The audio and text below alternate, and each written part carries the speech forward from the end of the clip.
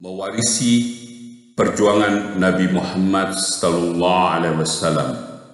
Bahagian 2. Keagungan suci Nabi Muhammad sallallahu alaihi wasallam.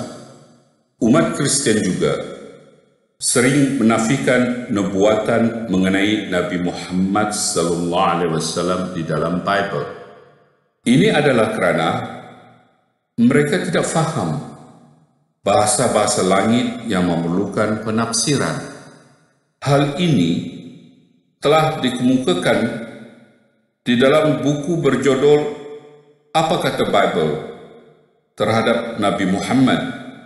Dalam Injil pasal Deuteronomi bab 18 ayat 18 mengatakan, "Akan aku bangkitkan seorang rasul dari kalangan saudaranya, seperti mana jua Anda, dan aku akan ajar dia dan perintah mereka secara lisan, dan mereka akan sampaikan pesanan itu seperti mana telah kuperintahkan." Ulangan bab 18 ayat 18.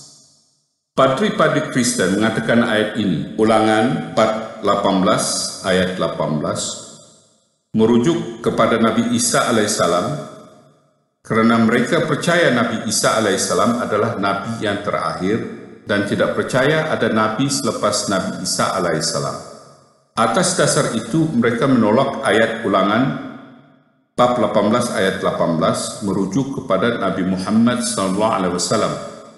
Padahal ayat itu memang merujuk kepada Nabi Muhammad SAW dan bukan merujuk kepada Nabi Isa alaihissalam.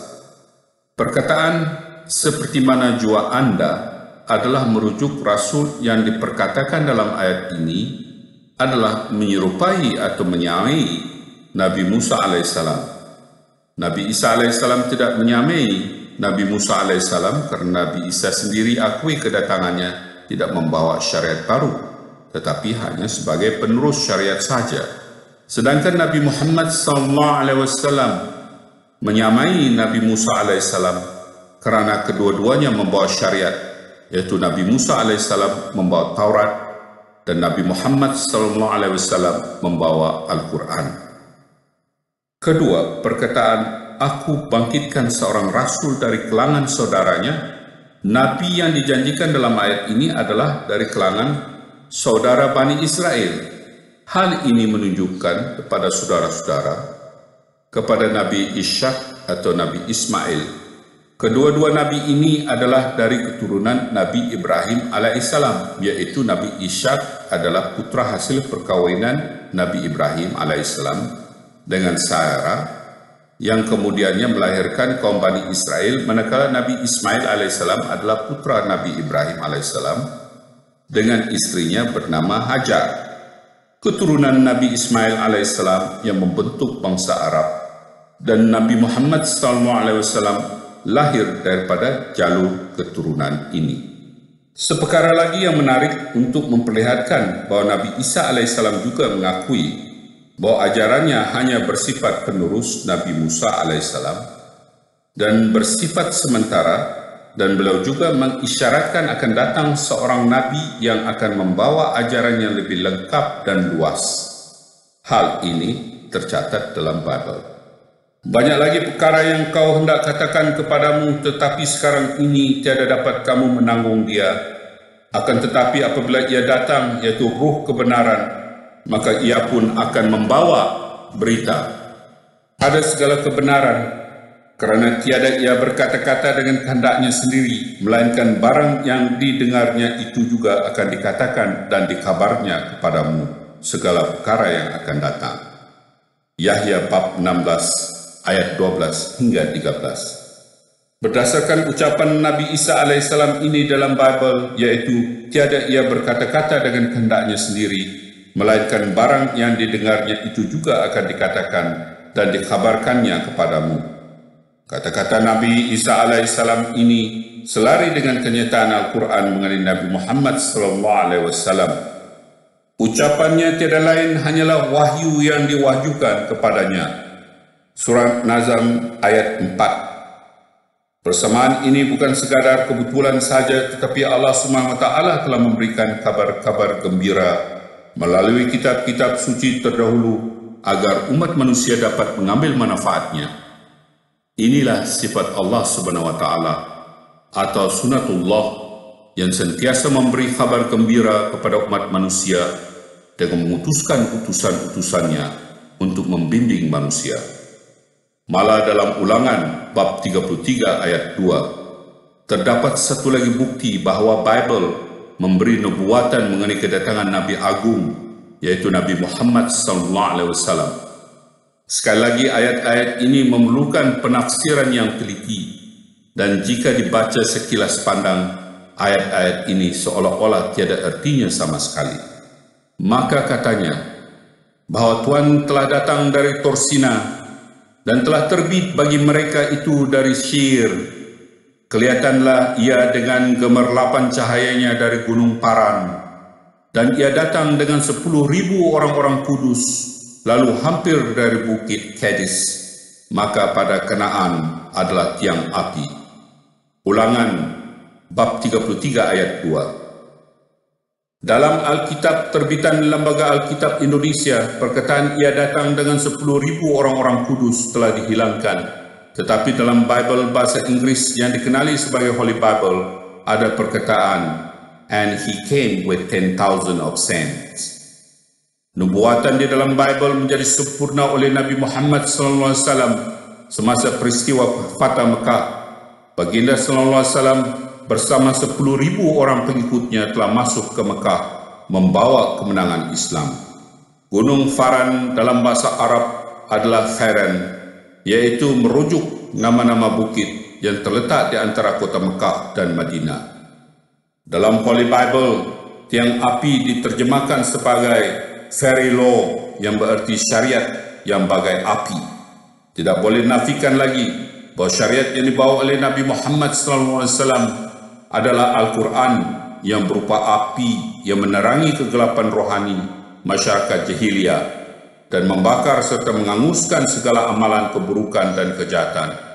Umat Kristian bermati-matian cuba menafikan dalil-dalil ini dan tidak mempercayai penafsiran-penafsiran ini. Padahal penafsiran-penafsiran ini amat jelas membuktikan Bible mengakui kedatangan seorang Nabi yang akan membawa syariat baru yang lebih lengkap dan sempurna. Kedegilan umat Kristian mendorong mereka menolak penafsiran ini kerana mereka memiliki akidah dan itikad bahawa tidak ada Nabi selepas Nabi Isa AS, dan Nabi Isa AS adalah anak Tuhan dan Tuhan. Tidak ada sesiapa yang boleh menandingi kemuliaan dan kesucian Nabi Isa AS. Permasalahan ini membuktikan bahawa penerimaan sesuatu kebenaran adalah kurnia Allah SWT. Walaupun semua dalil-dalil kebenaran sudah ada di hadapan mata, tetapi mereka tetap menolaknya. Umat Islam juga harus berhati-hati mengenai nubuatan mengenai Imam Mahdi yang disabdakan oleh Nabi Muhammad SAW sebagai utusan yang diturunkan oleh Allah SWT di akhir zaman. Berdasarkan permasalahan penafsiran yang dibincangkan di atas, adalah tidak heran jika umat Islam juga akan menolak kedatangan Imam Mahdi, sama seperti umat Kristen yang menolak Nabi Muhammad SAW kerana tidak memahami Al-Quran dan hadis yang kadang-kala memerlukan penafsiran yang teliti. Yang pasti kedatangan Imam Mahdi adalah sebagai penerus syariat Rasulullah SAW, sama seperti Nabi Isa AS, penerus syariat Nabi Musa AS, dan beliau tidak membawa syariat baru. Tetapi Allah SWT mengutus Imam Mahdi di zaman teknologi yang tinggi, kerana di zaman Nabi Muhammad SAW kekuatan teknologi masih rapuh untuk menyampaikan dakwah Islam bagi mematahkan salib atau membongkar kepalsuan agama Kristian yang telah mengakar kuat di benua Eropah dan kemudian bercambah di seluruh pelosok dunia. Tetapi Allah SWT tidak mau mengecewakan perjuangan Nabi Muhammad SAW dan para pengikutnya. Allah Subhanahu wa taala memberi jaminan dan kabar suka bahawa apa yang diperjuangkan oleh Rasulullah SAW mengenai tiada Tuhan yang disembah melainkan Allah Subhanahu wa taala dan Nabi Muhammad SAW adalah pesuruh Allah Subhanahu wa taala akan diteruskan oleh Imam Mahdi alaihissalam. Benarlah sabda Nabi Muhammad SAW bahawa salah satu tugas Imam Mahdi AS adalah mematahkan salib, yaitu membongkar kepalsuan dan kesesatan ajaran Kristian yang mempercayai Nabi Isa AS wafat di tiang salib sebagai menebus dosa manusia dan meyakini Nabi Isa AS sebagai anak Tuhan yang masih hidup di langit dan akan turun ke bumi bagi memenangkan agama Kristian. Abad ini, kemajuan media massa seperti bidang penyiaran dan internet akan memudahkan proses dakwah Islam untuk menembusi semua ruangan atau bilik dan tersebar ke seluruh pelosok dunia. Kekuatan ini yang menggoncangkan dunia Kristian sehingga masyarakat dunia akan melihat sendiri kerapuhan tiang salib yang dipercayai oleh penganut Kristian. Berdasarkan keterangan di atas, telah terbukti bahawa bahasa-bahasa langit memerlukan pengkajian yang mendalam dan kemalasan untuk melakukan penyelidikan akan menyebabkan umat Islam akan menjadi seperti umat Yahudi, Nasrani atau masyarakat jahiliyah yang terlalu bergantung atau mempercayai fatwa-fatwa yang dikeluarkan oleh ketua-ketua agama mereka sahaja. Kemalasan umat Islam juga di antara dosa yang telah menyinggung Allah SWT kerana dia telah memberi berbagai panduan dan perintah untuk mengenali cahaya kebenarannya bagi memenangkan dan memperkasakan umat Islam, tetapi mereka mengambil sikap sambil lewat akibat kesibukan mengejar dunia. Dalam seminar isu dan proses pembukaan minda umat Melayu Islam 2001, terdapat satu pandangan yang mampu memberikan gambaran mengenai keparahan sesetengah umat Islam di negara ini. Profesor Dr. Abdul Rahman Imbong mengatakan, umat Melayu Islam dituntut menerima apa yang dihujahkan oleh pendakwa dan ulama tanpa mempersoalkannya. Maka dari segi pemikiran, masyarakat Melayu Islam hari demi hari terus menjadi penurut dan pematuh suatu kelompok yang tidak berani berfikir di luar acuan dan parameter yang telah ditafsirkan. Kerana jika mereka berbuat demikian, mereka akan dipandang serong, dikenakan berbagai label dan bahkan dipulau. Amat merugikan umat Islam yang malas membaca dan mendalami agama serta mengambil sikap lepas tangan, kerana akhirnya mereka akan menjadi pak turut atau kerah yang suka meniru gelagat pihak lain. Umat Islam perlu rajin membaca dan mendalami agama, dan hasrat ini dapat dijayakan jika mereka memiliki keinginan untuk mula berdakwah.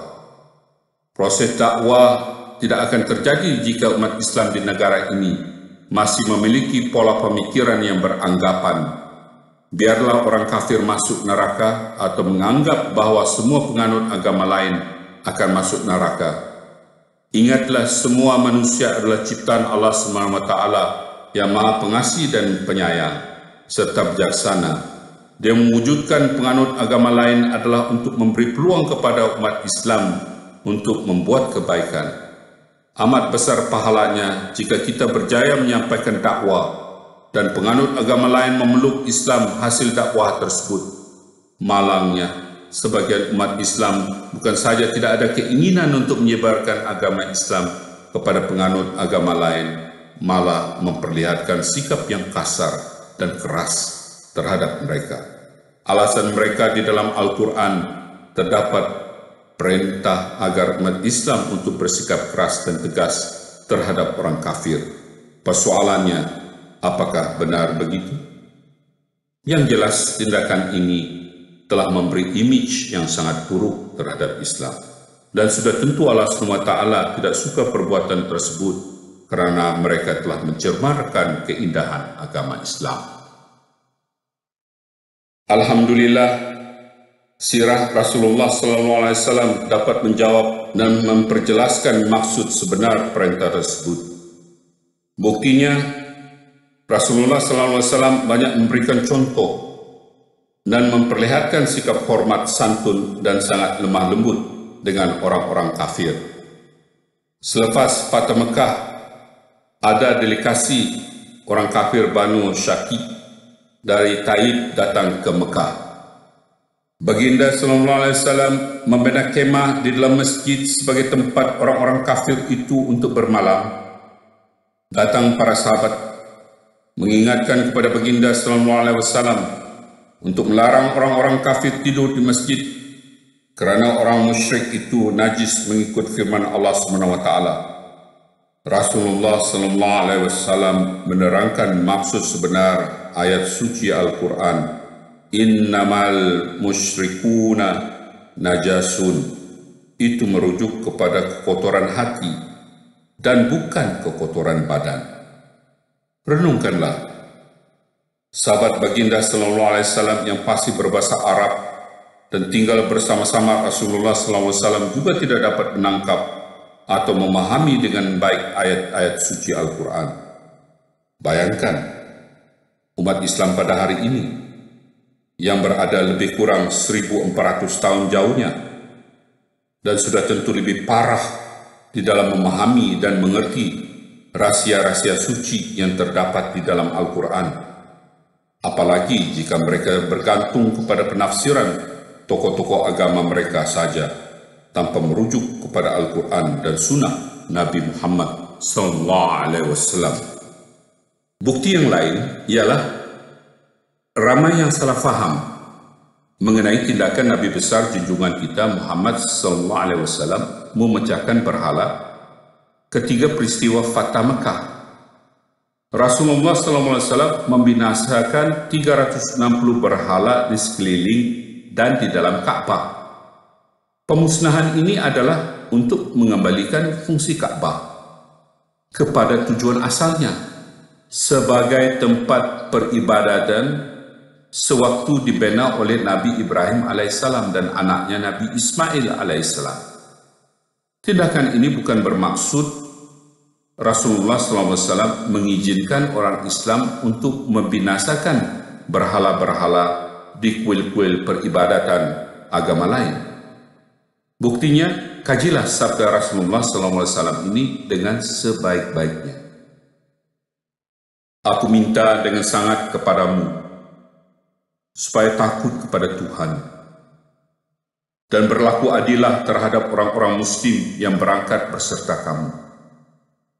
Pergilah berperang atas nama Allah, dan gempurlah musuh di Syria, yang adalah musuhmu dan musuh Allah. Jika kamu datang ke Syria, kamu akan berjumpa dengan mereka yang banyak mengadakan zikir ilahi di dalam rumah-rumah peribadatan mereka. Kamu hendaknya jangan berbantah dengan mereka dan jangan mengganggu mereka. Di negeri musuh janganlah membunuh wanita dan kanak-kanak atau orang buta atau orang-orang yang sudah tua. Jangan menumbangkan pohon dan merembahkan bangunan-bangunan. Halbiyah jilid 3. Lihat betapa cantik dan indahnya Islam. Kerana dalam keadaan peperangan sekalipun perkara tersebut dititik beratkan. Bentuk peperangan ini yang diberkati oleh Allah SWT. Dan bukan seperti hari ini umat Islam melancarkan serangan dengan merompoh segala pesan suci Rasulullah SAW. Kejahilan ini yang mengakibatkan umat Islam sering kalah dalam peperangan. Karena apa yang mereka lancarkan tidak menepati kehendak Allah SWT.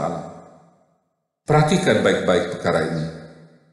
Jika dalam keadaan perang sekalipun, umat Islam tidak dibenarkan merosakkan rumah peribadahan agama lain, apalagi dalam keadaan aman.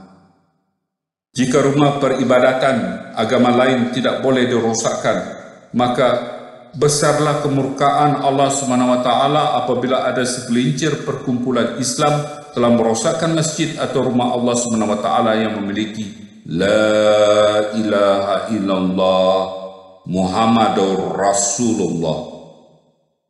Allah SWT telah memberi peringatan yang sangat keras kepada golongan yang mahu menghalangi orang Islam lain daripada menyebut nama Allah SWT dalam rumahnya. Dan siapakah yang lebih aniaya dari orang yang menghalangi menyebut namanya di dalam masjid-masjid Allah dan berusaha untuk merosakkannya? Mereka tidak layak masuk ke dalamnya kecuali rasa takut.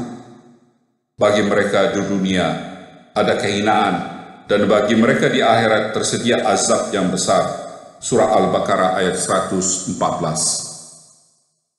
Berdasarkan ayat Al-Quran di atas, rumah Allah SWT adalah tempat di mana nama Allah SWT dipuji dan diagungkan.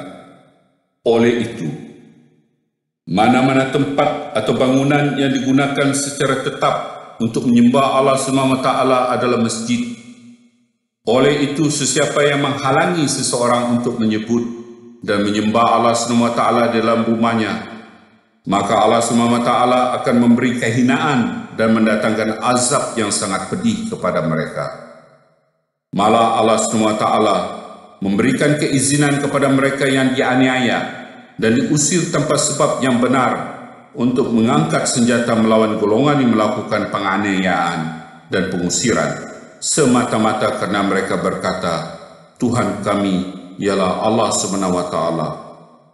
Allah SWT berjanji untuk memberi kemenangan dan berfirman, telah diperkenankan untuk mengangkat senjata bagi mereka yang telah diperangi, disebabkan mereka telah diperlakukan dengan aniaya, dan sesungguhnya Allah berkuasa menolong mereka. Orang-orang yang telah diusir dari rumah mereka tanpa sebab yang benar, hanya kerana mereka berkata, Tuhan kami ialah Allah. Surah Al-Hajj ayat 39 hingga 40. Kebiadaban merosakkan dan membakar masjid yang telah menimbulkan kemurkaan Allah SWT, dan dia telah mendatangkan azab yang sangat pedih kepada beberapa perkumpulan Islam, dan selsema azab itu juga turut dirasai oleh penduduk negara berkenaan. Hal ini terjadi di Pakistan, Bangladesh dan Indonesia apabila ada segelintir pihak pelampau agama Islam yang mengkafirkan kelompok Islam yang lain lalu menyerang dan membakar masjid mereka. Lebih memilukan lagi, mereka menyebut nama Allah yang Maha Besar sewaktu melakukan kerosakan tersebut. Perbuatan terkutuk ini yang benar-benar menimbulkan kemurkaan Allah SWT, kerana pada pandangannya, selagi seseorang mengaku sebagai Islam dengan mengucapkan kalimat syahadah, individu atau kelompok tersebut adalah Islam. Perhatikan mana-mana negara Islam yang berlaku hal ini. Negara tersebut tidak akan menikmati kemakmuran kerana Allah SWT melaknat mereka. Juga murka terhadap umat Islam yang tidak mencegah penganiayaan tersebut dengan membiarkan saudara Islam yang melakukan kezaliman sehingga berlakunya penganiayaan dan pembunuhan tersebut. Dan barang siapa membunuh seorang mukmin dengan sengaja, maka balasannya ialah jahanam. Ia akan menetap di dalamnya, dan Allah murka kepadanya dan melaknatnya dan menyediakan baginya azab yang sangat besar. Surah An-Nisa ayat 93. Pembunuhan sesama Islam adalah merupakan di antara dosa besar yang sering dilakukan oleh sebilangan umat Islam. Oleh itu, janganlah kita merasa heran melihat kekacauan dan kemunduran beberapa negara Islam pada hari ini, kerana semua ini ada kaitan dengan dosa yang mereka pernah lakukan. Perkara ini juga telah menimpa beberapa tokoh suci Islam yang kita sanjungi, seperti cucu kesayangan Rasulullah SAW dan putra kepada Hazrat Khalifah Ali radhiyallahu ta'ala anhu, Khataman Aulia, yaitu Imam Hussein, terpisah badan dan kepalanya akibat fatwa yang dikeluarkan oleh sekumpulan ulama.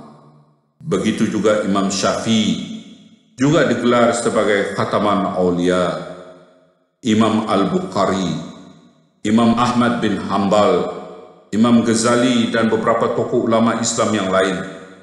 Mereka dikafirkan dan dituduh sesat kerana pandangan-pandangan mereka bertentangan dengan sekumpulan para ulama pada masa itu.